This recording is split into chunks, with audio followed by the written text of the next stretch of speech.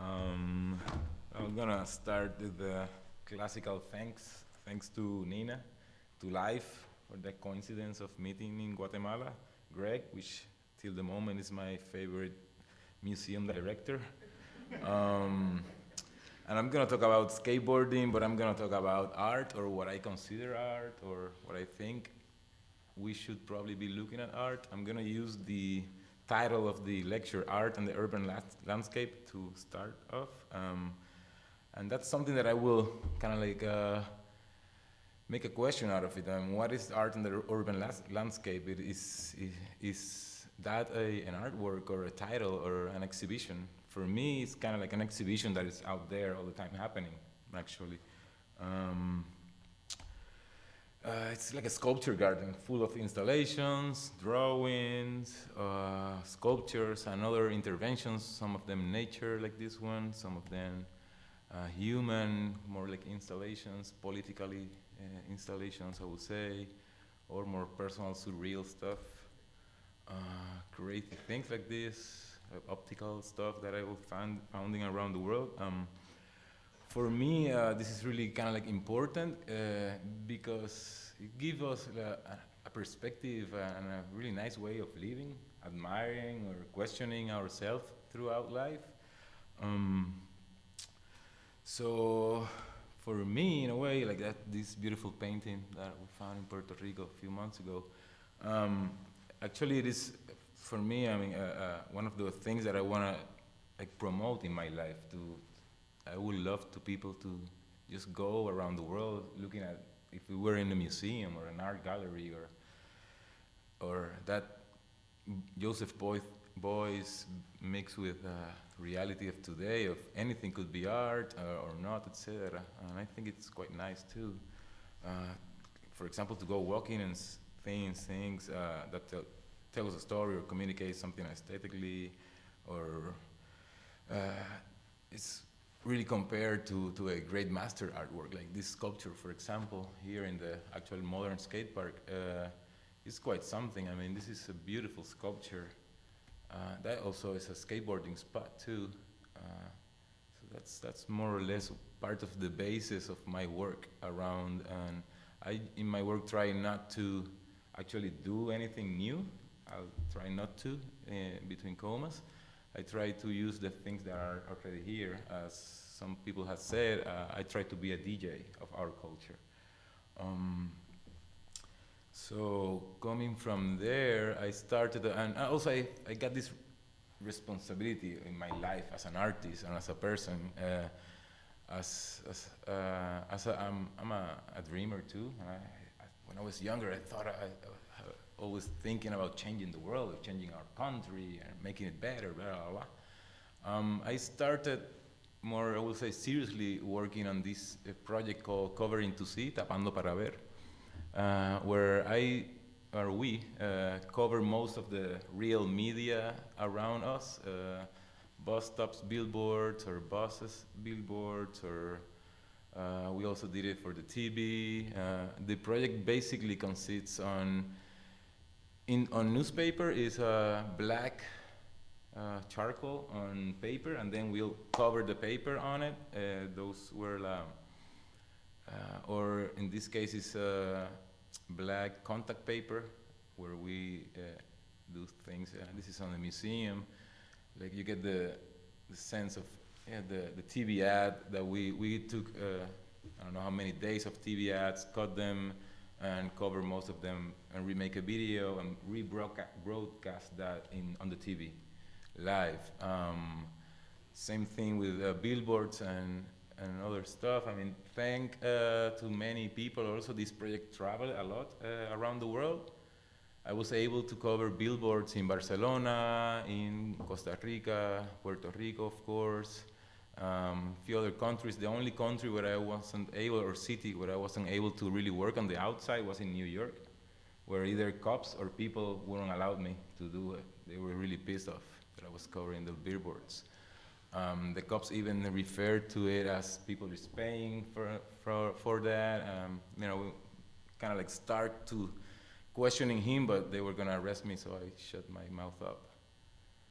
But this is inside the gallery space in the Puerto Rico Art Museum. This is 2000, so way kind of like a way back situation. And so that was that. This is where on the media, I say that this is my series of on the media projects, and this is where I am moving now. Probably in 2 years, we're planning on doing a blocking of the entire, or the abstraction of a whole entire area in the metro area in Puerto Rico, and actually in Guatemala too.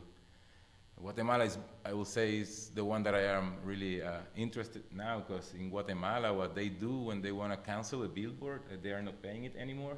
They just go with lacquer thinner and wipe it off, and they make really beautiful paintings. So if you're going out in Guatemala and you're obsessed as me with billboards, you're going to see, you're seeing like some billboards, but some of really beautiful abstract paintings going all over the city.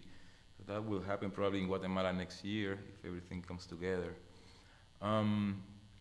For this project, as for many of my projects, I work with people, in these cases with my friends, and some people who is interested in doing this kind of interventions. For the radio piece that we did on this project on the media, is we have 6 or more radio stations, actual radios, in these 6 different radio stations, all of them going into a mixer, and that is retransmitted into a particular radio station that we choose. And it's kind of like a device that DJs or people can use it also to work on. Another thing that I really love, it's things, as I say, that are already there, and this is El Puente Dos Hermanos, the Two Brothers Bridge in Puerto Rico, in San Juan. This spot, it's super famous, and people have been jumping from this spot before I was born. My father, actually, who is turning 68 today, so felicidades, papa, used to jump when he was young from this bridge, and actually the first day that we put the dive board in there, the crew was from my hometown, from Vega Alta, which is an hour from San Juan. So in that spot where everyone jumps into the ocean, we put a dive board, which is, at least for me, related to kind of like a private pools in the island, and we put it on the public arena, and all of us jump in together. This action brought something really important for me. It was the mix of people. We get together there were lawyers jumping from there because they were into the art scene, and there were poor kids that were coming from Carolina, next town close to San Juan too, coming in and jump from there. So there were all sorts of social different social levels coming in together in this piece, and as I say, but it's playing an homage to something that our culture does that I really, really admire. So more than that, after that, it's kind of like, and also the other piece, I mean, I try to homage what I am intervening, or what I'm doing. So kind of like from there comes another project, it's called El Cerro in Naranjito. This is a shanty town that it's on the center of the island. There was a few interests that I had at that moment in doing a project in Naranjito, which is in the center of the island. One of them was to decentralize the art and the cultural attention. That was all all of us were looking at Old San Juan and only. And also to homage this beautiful community that was that it's on top of the municipality of Naranjito. I'm gonna read you guys a lecture that 7-minute approximately talk that I already gave once, that has the, more or less will cover this project. So the community that form El Cerro are located, as I just said, in Naranjito.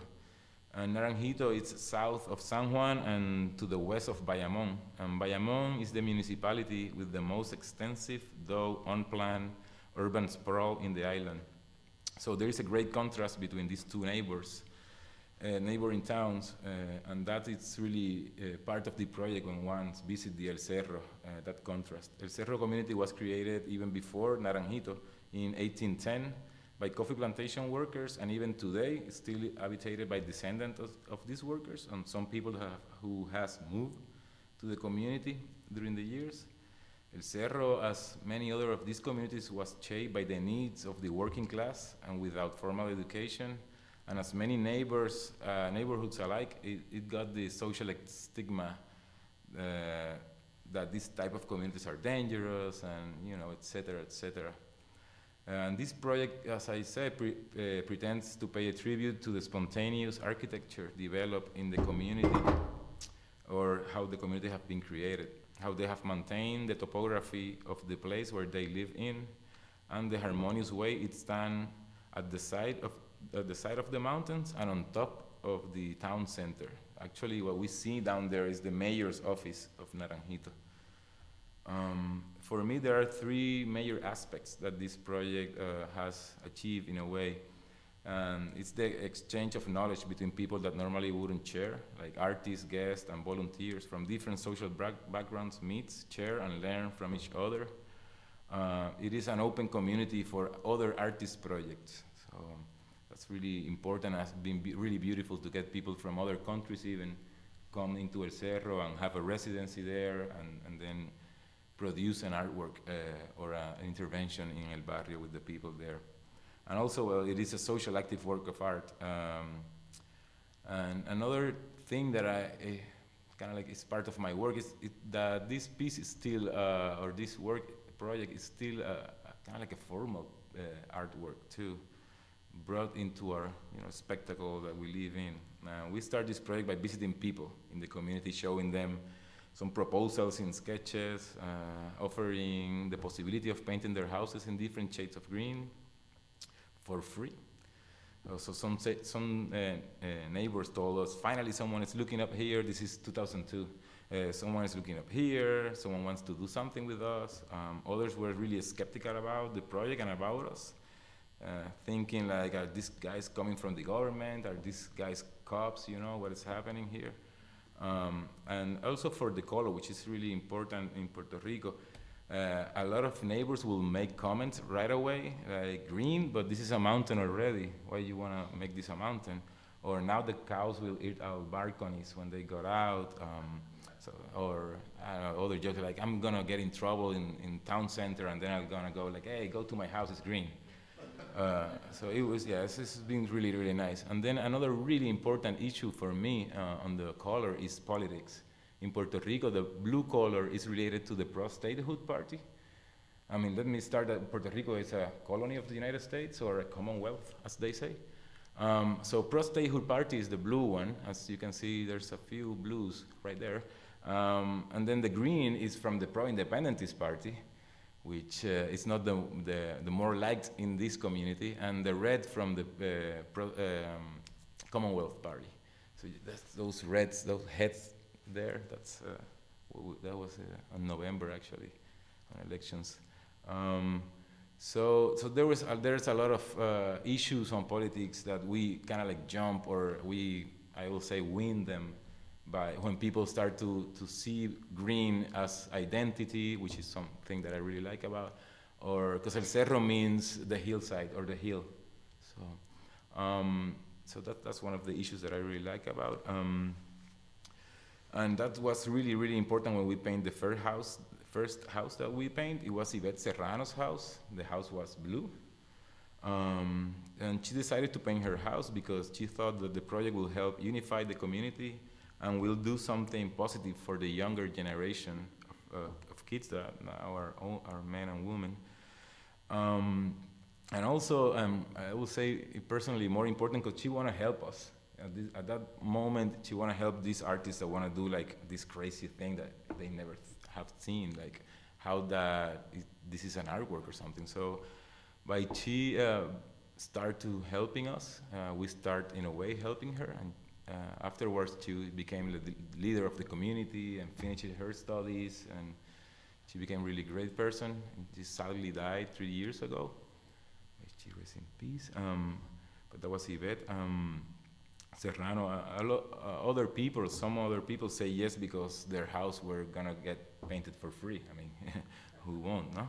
and others prefer to paint with us, while others will took their paint and do it themselves, as they used to say, well painted.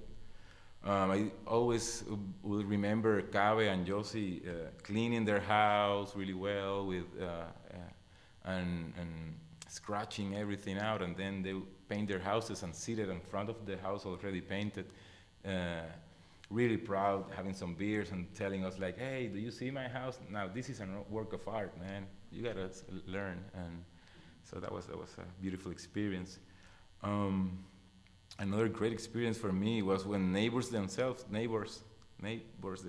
went to the lookout point in front of El Cerro to watch the progress of the piece and started to propose which color could we use and what houses should we paint next.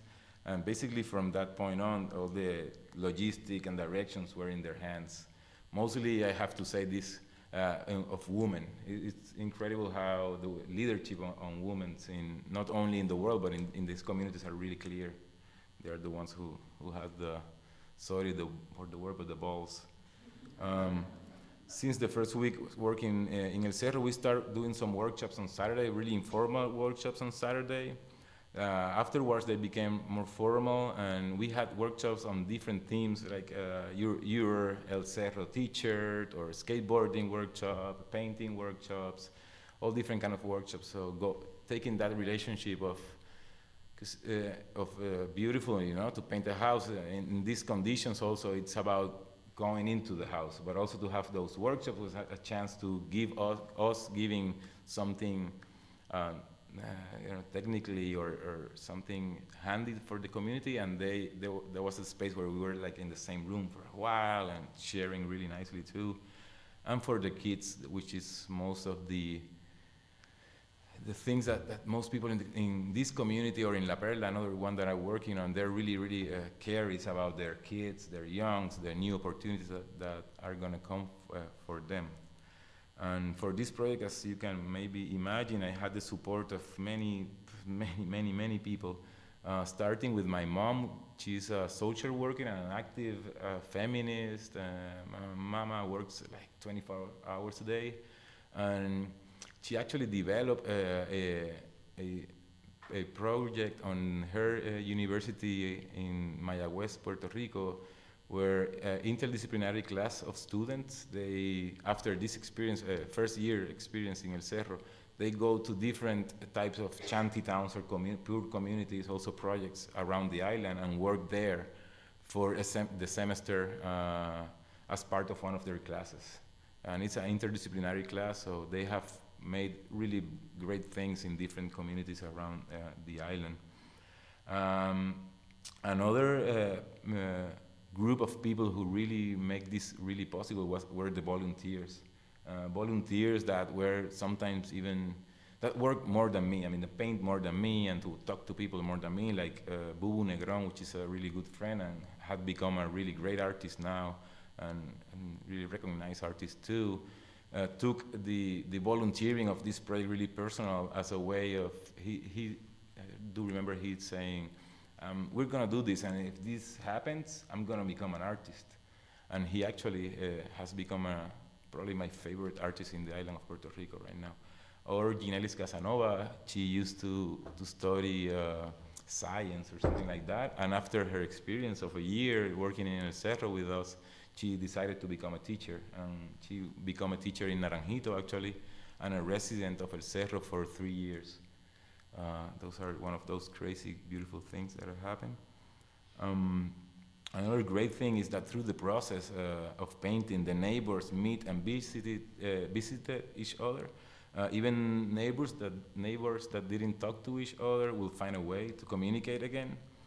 Others told me how they were ashamed most of their life of living in the community, and now they could see how beautiful it is, and they were really proud of being from El Cerro. Even people who didn't paint, and this is one of the things that is more crazy for me, they become volunteers and leaders on the project, even getting me to houses and really supportive on even water, food, etc. And not necessarily paint their houses.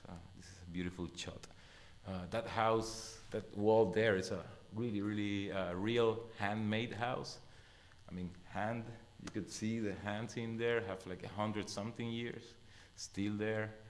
And I'll stop a little bit, but this is one of the things that I love about these communities is the organic way that how they they go throughout the mountain in a beautiful way. And I think that this aesthetic of necessity in this type of communities are something that, or the design also, it's something that we architects, designers should be looking at as a not as they say a spontaneous architecture as crazy bad done, but also to really look at some solutions that are really effective on this type of communities. Let's say, as I say earlier, this is more or less how we get paid a lot. Actually, that's Yvette right there. I love her a lot, and actually on her back, it's crazy. That's Ricardo, now an amazing drawer, I would say. He likes to draw a lot, and Big with the Ism shirt is a really well-known graffiti artist from the island when they were young. So, the other important point of the project is that the locals, and that's really important for me, are willing to work in other artist projects. And I'm gonna give this example. In 2002, Raymond Chavez and Pablo León de la Barra came to the Barrio, and they lived in El Cerro for 2 weeks. And Pablo León de la Barra, by visiting many houses of the community, created El Museo del Cerro. He and the residents of the houses co-curated this show. They will choose which objects should be in this museum.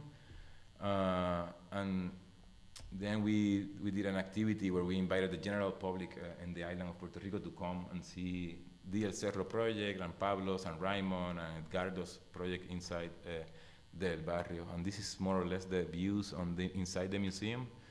This museum was done in what is the community center that was abandoned at that point. We cleaned it as part of our intervention in El Cerro and put it together. These people looking at it, that's down there. It's a Raymond Chavez project, which was an open newspaper. So he was in this office the whole day. People from the community will pass by and tell him a story, and he will print it out and scan some images too, and hang it as a clothing in a thread, so people can read it all the time or daily. And the newspaper will keep growing each day more and more and more. Then some of the kids became kind of like reporters and start to do their own pages, or you will get people who have like exactly what they want on their page, what image, how, everything like that too. It was a really important project. And Raymond did something really important too, that he came back 2 years after this, or 2 or 3 years after this, and did the project again in El Cerro and some other workshops too. And that was really appreciated by the community too. So, finish aquí El Cerro. It has been 11 years since this project began. This is more or less the view in 2003, 4, I think. And a lot of things had happened in El Cerro throughout these years. Different projects has happened in there. The municipality once, the government tried to pass 5 streets all over the community to deal with their traffic problem in the town center. The community opposed, and it wasn't and it didn't happen. Also, the municipalities recently trashed down or took down 20 houses of the community.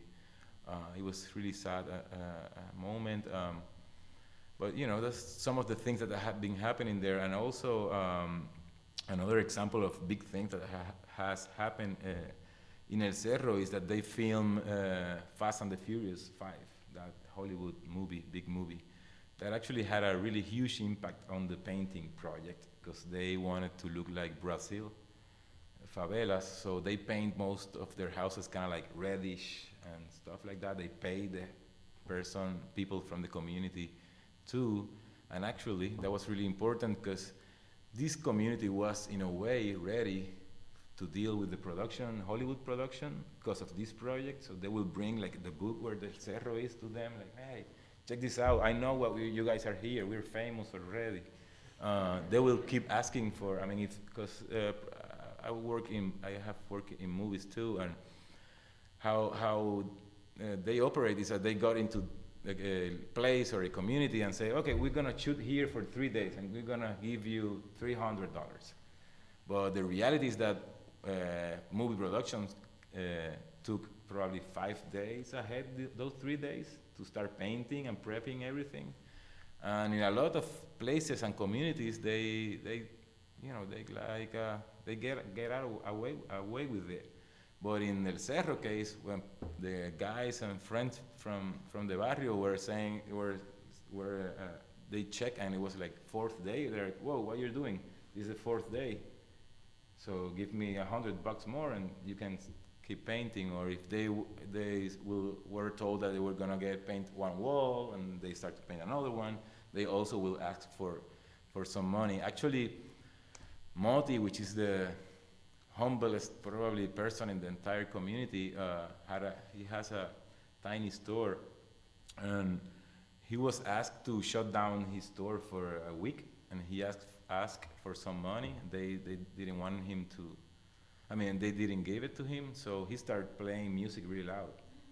And at the end, they have to give him his $5,000. So that was really beautiful. And I would like to finish El Cerro saying that it's really important and it's really beautiful from the outside, but it's really in the inside that you can kind of like experience the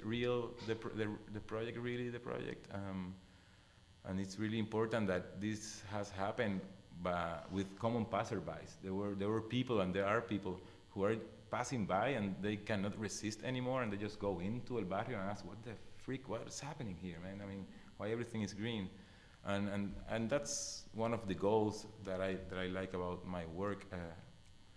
It's that communication between the greatness of all of us that know about art and about our history of art, but also the common passerby, the common person who doesn't have our knowledge. This is Jalil on her first skateboarding classes. From there, I'm gonna jump again to the urban skateboarding thing. So this is the History on Wheels series. It all started like in 2000 something. I was a skateboarder in the 80s in the countryside where I grew up. My own little, I didn't know at that moment. I used to say that it was architecture, but I would say that it was a sculpture.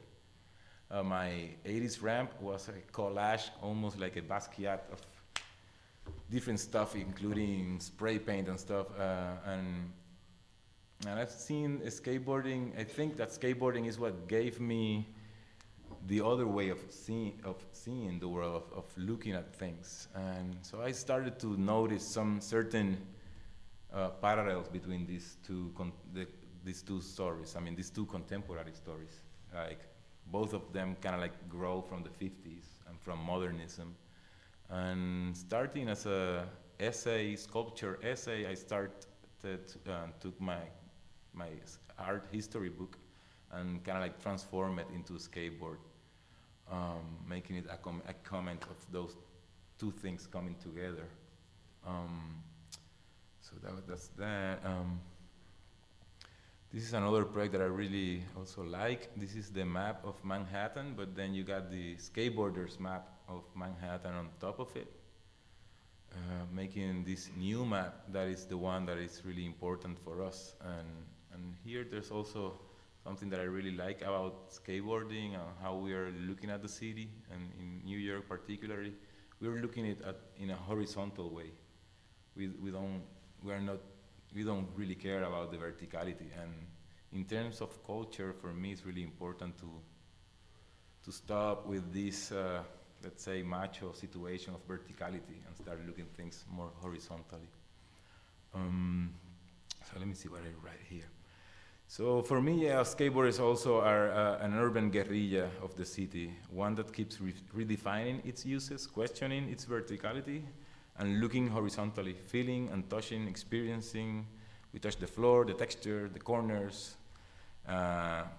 We do care about details of the urban landscape that doesn't any other person cares about, and a lot of times it's like those places where not even the architect thought that something will happen that we kind of like use, and a lot of debris from the modernism is used also for us too, a lot.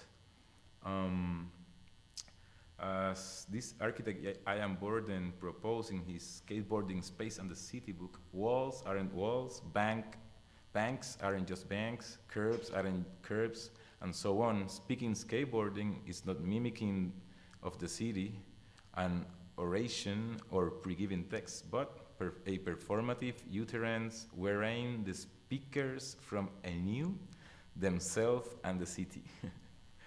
It was around the 50s, as I say, when officially all this started, when the skateboard was done for the first time, and what a coincidence that was when the ocean of concrete was being thrown all over the world. So the cars, the buses, and trucks were taking over the world, and highways were the norm at that point in our history, and suburbia was the new hope. So it was perfect playground for skateboarders, I would say. It was also the time of abstract painting took over all over the world, or when expressionist abstract painting, the modern American way of communicating, this higher level avant-garde art start take over the world. And I thank God, because it was for me skateboarding. So in a way, I'll say that we are the bastard child of this concrete drama, the ones that uses the spots that no one noticed, as I said. We are the ones that pay attention to every detail in our horizontal landscape. I'm gonna pass some images here, like an example of some skateboarding related pieces. This is a tiny ramp that I built based on Jackson Pollock's Autumn Rhythm number 30. So it's quite a tiny ramp, very difficult to skate on actually. And afterwards I took it out and hang it as a drawing on the wall too, or as a painting on the wall too. It's quite nice also to look at this one, because it's really, really different than the one that we just did here. So this series of paintings or drawings are also for me representative of the place where they are done. The colors are different, the markings are different. They also reflect the skateboarders also of the area. Or in this case, there are some bike marks too. So that kind of like sons of skateboarding also are part of the project. This one was in, and then again, this is for me how skateboarding, this the other way of looking at things, and this is in Mexico, in Exteresa, which was an old church and monastery, it's an alternative art space now. We build opposite of the cupola, I don't know how to translate, and with the skateboarders of the city, and etc. There's a detail right there. This is another one, a collaboration between me and two other friends, Radames Juni Figueroa and Stefan Benchum. Radames works with the rainbow a lot, and Stefan proposed us to make this skateboarding rainbow in the backyard of the house, and we decided to leave it in the ramp because it's so beautiful, the backwards rainbow, and you can imagine also all the issues on masculinity in skateboarding and the rainbow. So I do like it a lot. That's my patio, and there's exhibitions that I do in my patio, and a lot of people come by. And this is my favorite intervention skateboarding. This is a collage of the La Perla Bowl. This was done in a community that is in front of the Atlantic Ocean. It was also kind of like a shanty town.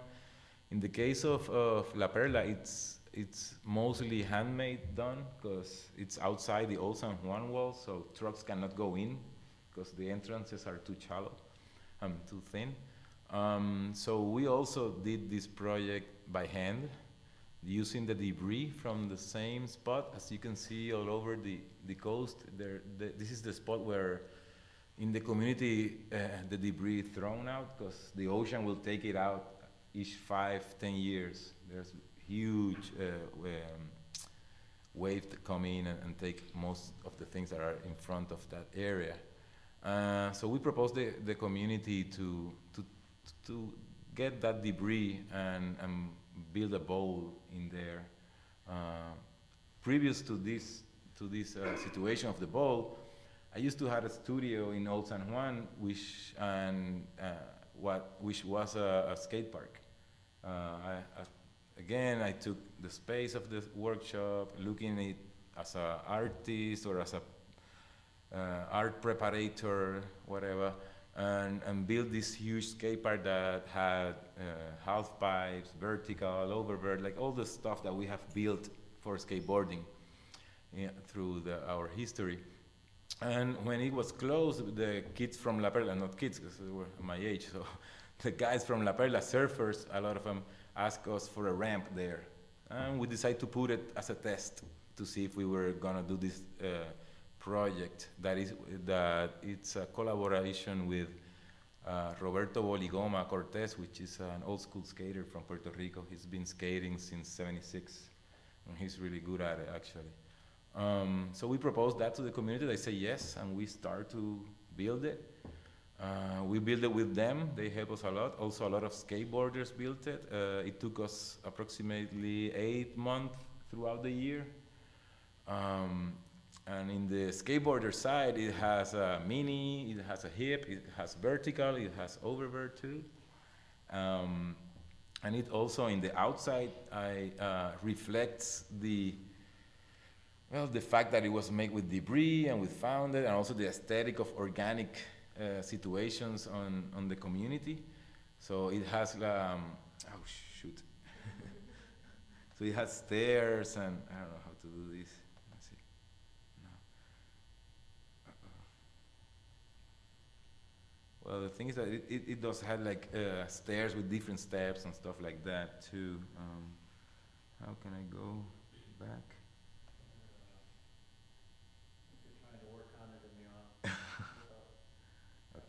Let's see.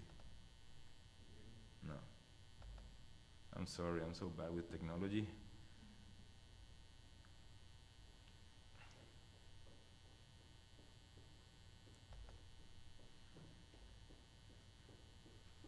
Open.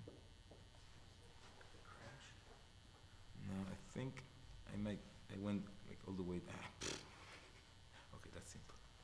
Is that at the beginning or is that? Yeah, I mean, it's okay. Well, hold on. Let's.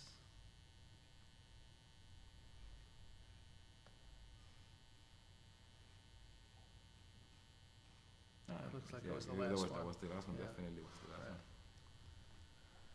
one. So then again, this piece is also, as you can see, a pool during the weekends, and it's a skateboarding bowl during the week. That's the deal that we have with the community. I also like the formal part of a bowl coming back to be a pool, because actually it was the pool, it was dry pools who brought us to have ramps and all these sort of things that we are dealing with normally now in skateboarding. Also, the bowl and the community is between two old castles from Spanish times, so that aesthetic is also there. And well, in the outside, it's not as shiny as on the inside, like happens also in the community a lot. And that's that. And I'm gonna read a little bit from this book that we did a few years ago, which is a mix of actual books of art history and the history of skateboarding. Put it together. It's kind of like as a conclusion. So the creative abilities of skaters have often been turned towards art, especially since the first board graphics started appearing in the 1970s. Another problem is that it has increasingly tended to squeeze out aesthetic feeling and to replace it with an arid, aggressively moralistic didactism. Man, during his productive stages, tends to redecorate the world with curious structures. By taking a transient, sometimes irrational or utopian idea and turning it into a concrete perm, he leaves his mark on the world. Sometimes these ideas pay off, leaving an accomplishment of dubious achievement from following functions. Other times, these finished products serve their purpose but lie in state for many years, sometimes decades between uses. To look at art is not to consume it passively, but to become part of a world to which both the art and the spectator belongs. For it is they who are capable of seeing the real beauty in the slopes and surfaces of these concrete creations. Mejor será entonces que nos acordemos del mensaje de la televisión, del fieltro de Joseph Beuys, y que recuperemos las herramientas guardadas en el cobertizo de Filou, la inocencia y la imaginación. We should take innocence and imaginations out of the closet. It may be right in front of your face or under your feet. You may have even touched it already. Other times as well, known and watch swimming pool, spillway, or 20-stair block suddenly becomes available. Everything we know about what we call art, and as I pointed out in my first chapter, we call art is the fact as a is what we call art is in fact a variable, which changes according to context, suggests the simple impulse to make it and the desire to become engaged with it traditionally have much to do with the workings of the pleasure principle. Matter of fact, we are all guilty of not enjoying skateboarding to the fullest at one time or another, from the pro to the amateur and everyone in between, which brings us to the moral of the story, so to speak. The struggle, rather, has been to find means to address those concerns that are appropriate to the character of contemporary life. So the old adage is true: one man's trash is another man's treasure. The freedom of skating at will is a treasure, yet a lot of us act like it is not. These are problems which the artists of the first decades of the new millennium are going to have to work out, as the original modernists work out a way to escape from the straitjacket of the 19th century academism. That's it, thank you.